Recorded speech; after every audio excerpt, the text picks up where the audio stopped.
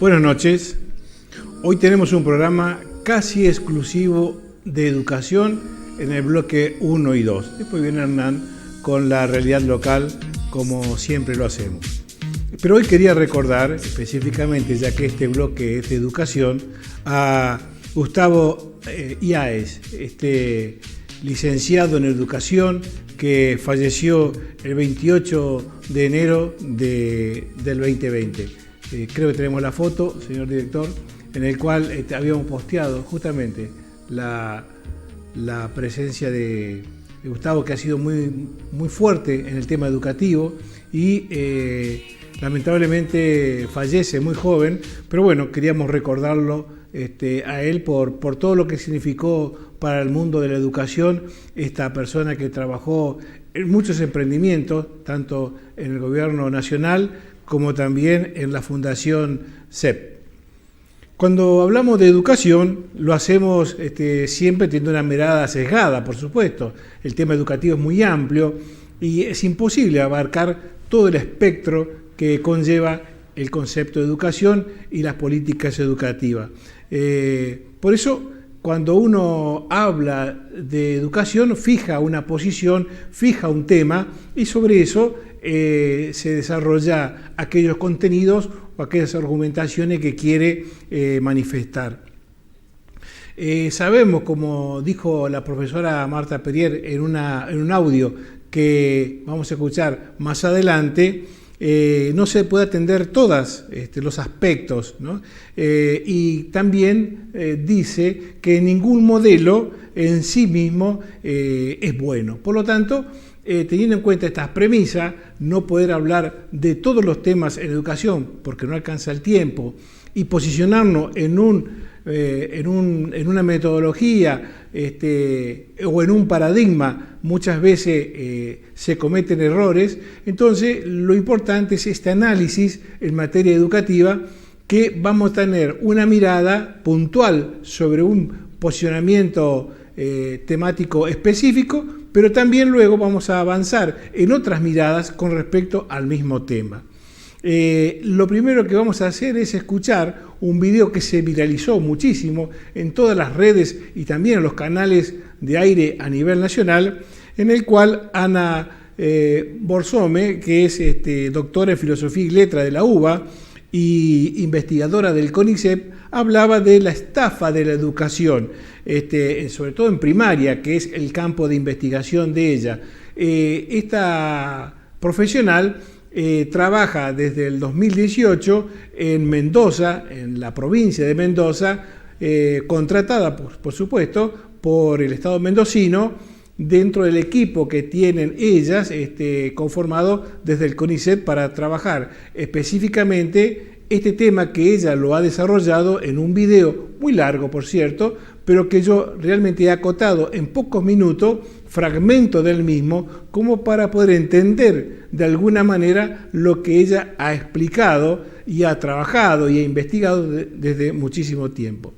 No significa que uno esté de acuerdo con el posicionamiento de ella, sino simplemente traigo a este tema a la audiencia para preguntarnos, sobre todo para preguntarnos si los chicos, si nuestros hijos, si nuestros alumnos leen e interpretan lo que leen correctamente. Porque de no hacerlo así, esta profesional tendría argumentos, y de hecho los tiene argumentos, para justificar por qué los chicos no leen, no entienden correctamente.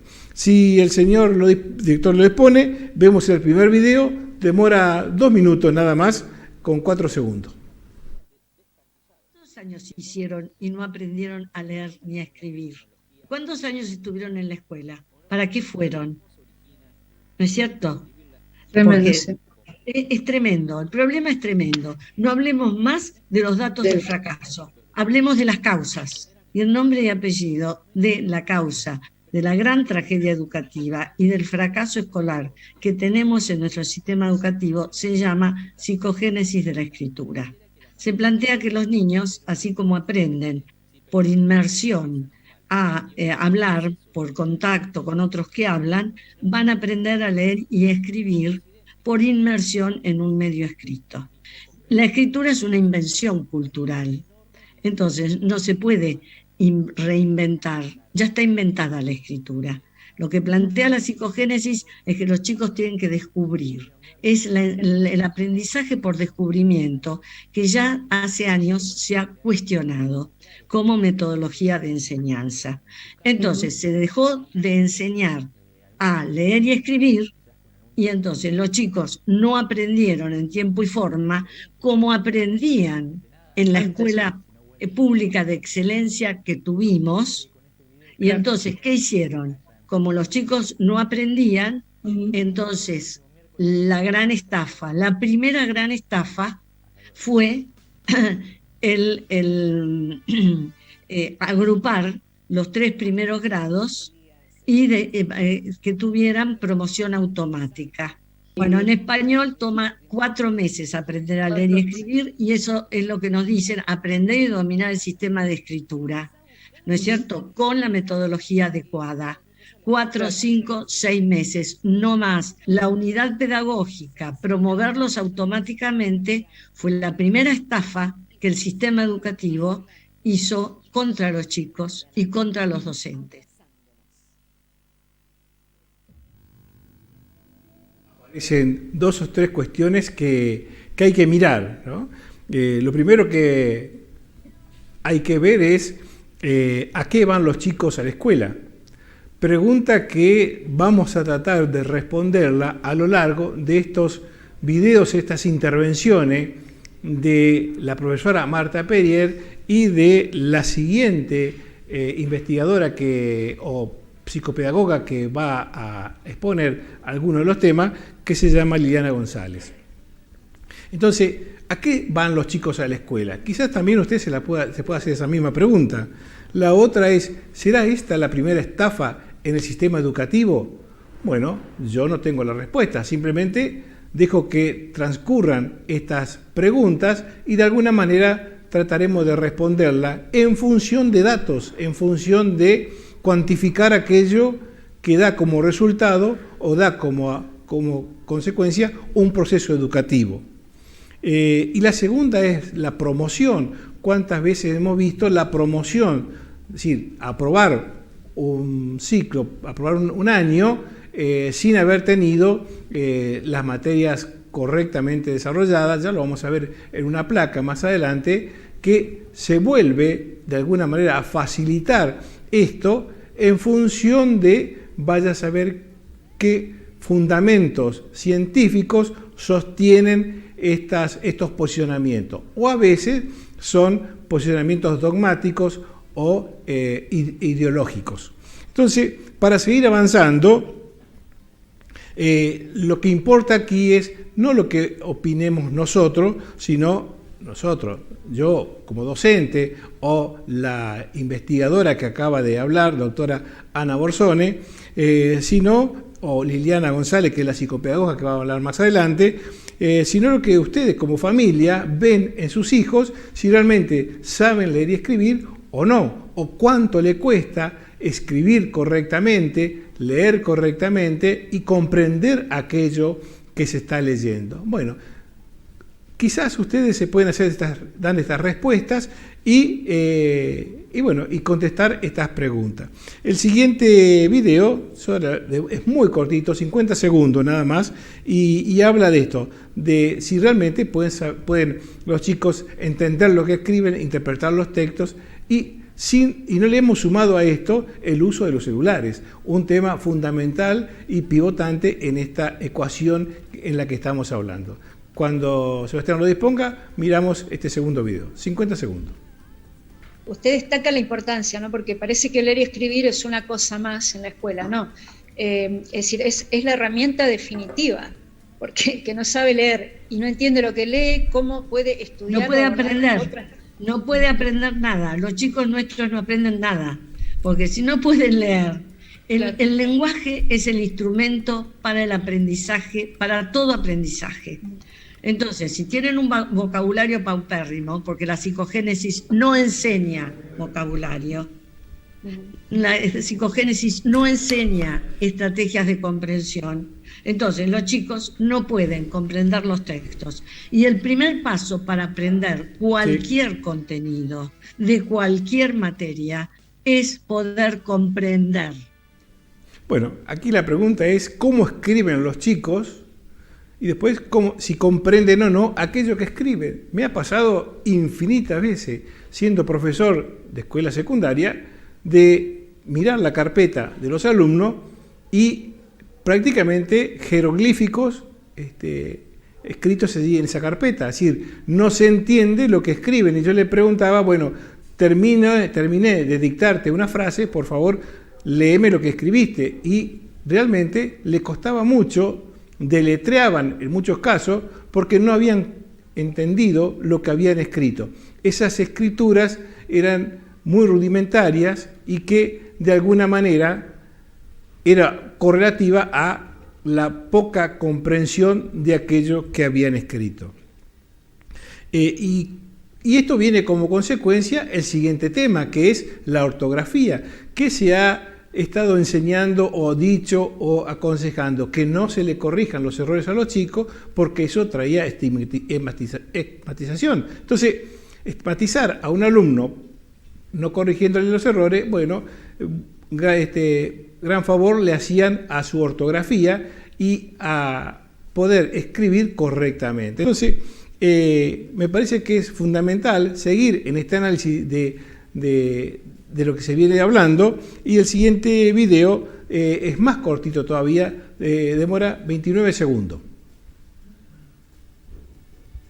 ¿Qué significan las palabras en un texto? No, los chicos no pueden inferir el significado de una palabra que no conocen. El docente tiene que enseñarle el significado de la palabra. De ahí viene la costumbre de no corregirle los errores de ortografía, por ejemplo, para no coartar su libertad, por ejemplo. Claro, es todo un discurso político, no es un discurso científico y académico. Y lo grave es que el sistema educativo no atienda a la ciencia, que sea un ámbito no científico.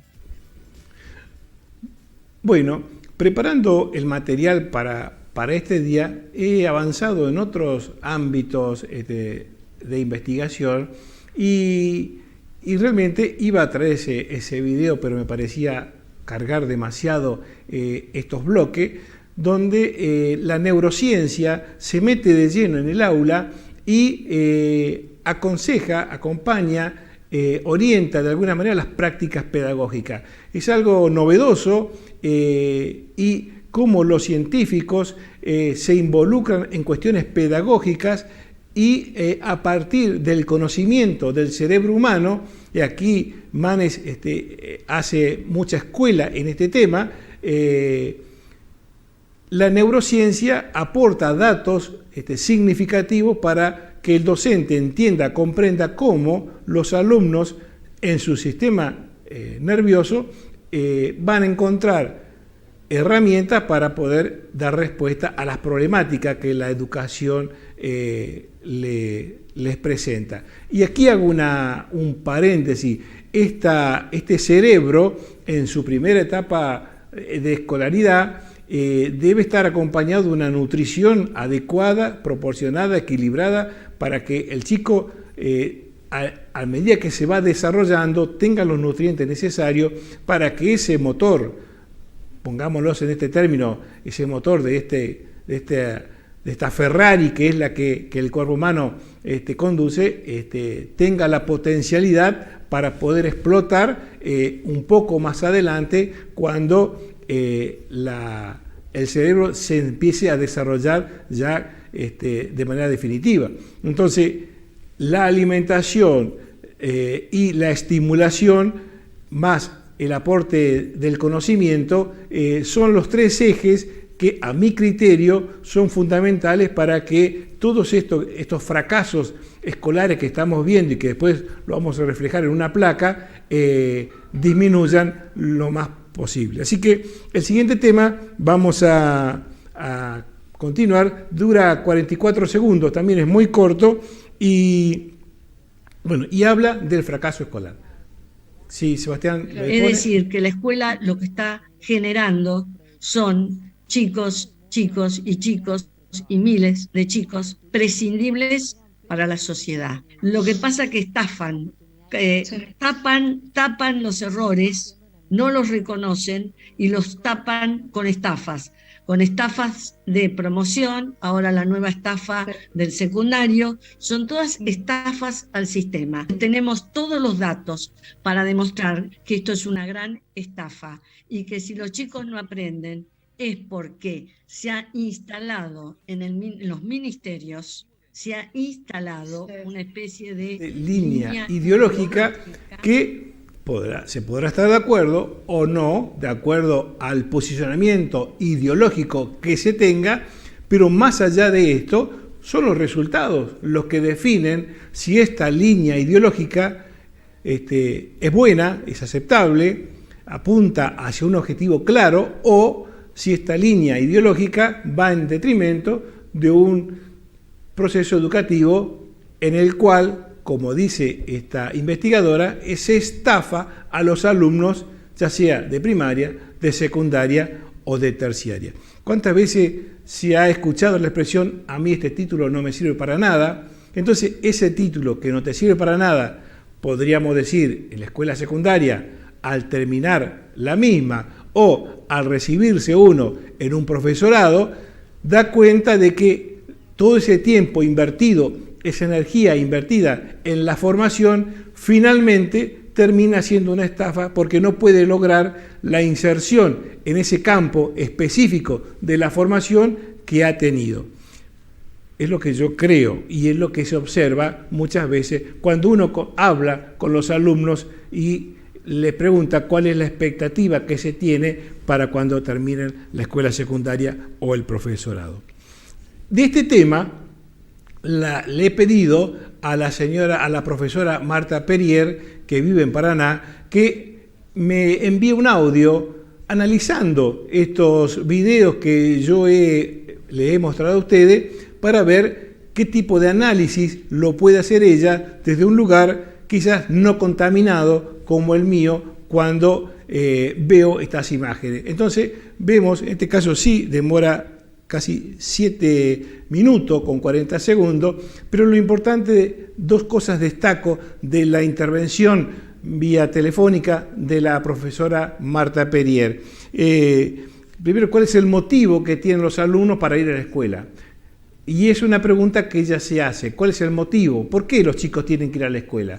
Y después los analiza bajo 4 ejes, en el cual el primero es volver a enseñar como era antes, que la escuela vuelva a enseñar como era antes para recuperar esto que se había perdido. Si bien no se puede recuperar porque los alumnos no pueden volver a recursar, pero de aquí en adelante quizás se podría revisar el sistema educativo, por lo menos en estos aspectos que se están mencionando. La otra es estimular a la lectura a los chicos, que se lea más, que se interprete más lo que se está leyendo, y bueno, quizás el acompañamiento de la lectura más las escrituras más la comprensión, quizás se pueda revertir esta tendencia decadente que tiene la educación argentina. Otro aspecto, otro eje que señala la profesora Marta Perier es la atención sostenida, es decir, no abandonar al niño cuando aparecen las dificultades, sino sostenerlo o acompañarlo en este proceso. Y por último, optimizar los espacios áulicos, es decir, qué es lo que sucede realmente en el aula y optimizar esto. Vamos a ver el video y que la profesora Marta Perier lo explica mucho mejor que yo. Buenas noches, Franny, equipo y teleaudiencia. Muy agradecida por la convocatoria, esta vez para tratar de hacer un análisis de las palabras vertidas por la doctora Ana María Borsone, integrante de un equipo de investigación del CONICET, que a raíz de varios años de estudio, de análisis, de tarea de campo en distintas escuelas y contextos, han encontrado un motivo por el cual los niños no aprenden a leer. Y lo han encontrado desde el momento en que se aplicó el método de la psicogénesis. Para ello elaboraron un programa que se llama Programa de Alfabetización Temprana, Lo están implementando en la provincia de Mendoza desde el año 2018, con resultados muy positivos que lo adjuntan y se los puede ver por internet. Y este programa lo están trabajando el equipo técnico del CONICET, el equipo técnico educativo de la provincia de Mendoza, docentes formadores de docentes para la enseñanza primaria y nivel inicial, y docentes en actividad en todas las escuelas, urbanas, privadas, rurales. Todas las escuelas primarias están trabajando el mismo programa. ¿En qué consiste el programa? Encontré 4 ejes que me pareció interesante marcarlos para poder hacer un análisis. El primer eje es volver a cómo se aprendía antes, como hemos aprendido todos nosotros, que es incorporar el vocabulario, la oralidad de la palabra, su pronunciación, su escritura, su representación figurativa, su inserción en oraciones simples. Como segundo punto, novedoso, digamos, la estimulación de los niños. Lo hace a través de lecturas de distintos libros, pero toma un libro de cabecera, que es el Klofki y sus amigos, para preguntarle a ese personaje y repreguntarle elementos que a veces sabe y otras veces no lo sabe. Incorpora también la atención sostenida, porque hay mucha falta de atención continua, digamos, sobre todo en estos chiquitos, y toma elementos cognitivos, digamos, de la neurociencia. Y lo mismo hacen incorporando el lenguaje lingüístico socioemocional, que lo fundamentan porque los chicos en sus hogares ya no encuentran la atención que tenían antes, no encuentran en sus papás el vocabulario que a lo mejor antes les exigían, las pronunciaciones correctas. Entonces habla de optimizar el espacio del aula, no tanto el de la tarea.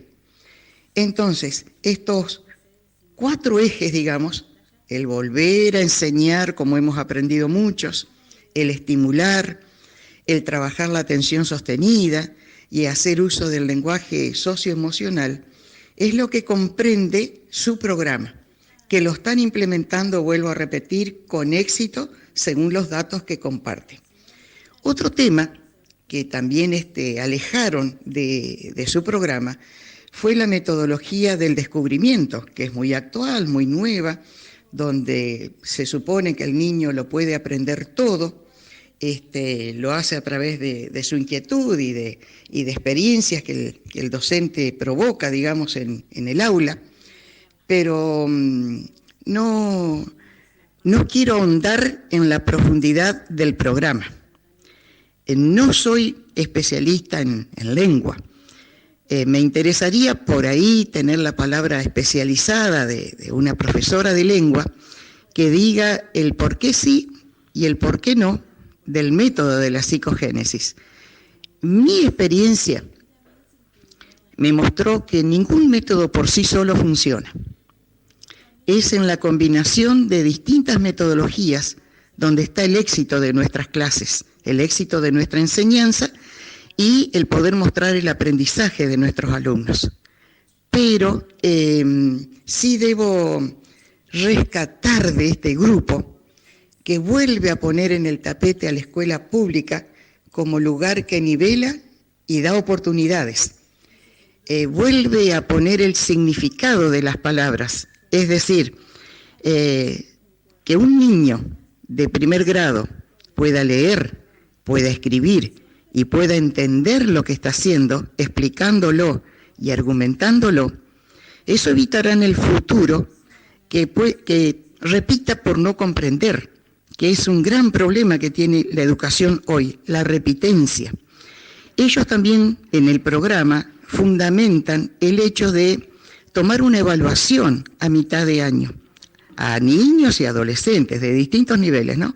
Donde el docente pueda detectar qué aprendieron, qué no aprendieron.